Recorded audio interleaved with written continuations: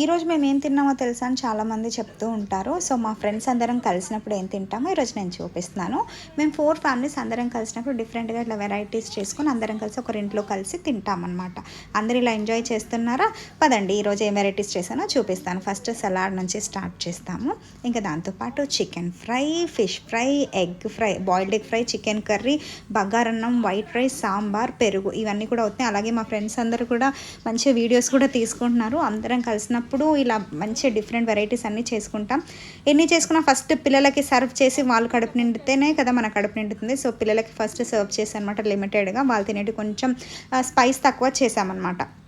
వాళ్ళందరికీ తినిపించేసరికి సగం డే అయిపోయింది. ఇంకా వాళ్ళు తిన్నాక మేము తిన్నాము. ఆ వీడియో తీసుకోవడం మర్చిపోయాము, ఎందుకంటే చాలా లేట్ అయిపోయింది, అలసిపోయాము. అవన్నీ తిన్నాక చూడండి స్కిప్పర్ ఐస్ క్రీమ్ తినేసాము, పాన్ తిన్నాము, కాసేపు బ్రేక్ తీసుకొని జంగు ఆడాం అనమాట. సో ఓవరాల్గా మా డే ఇలా స్పెండ్ చేసాము.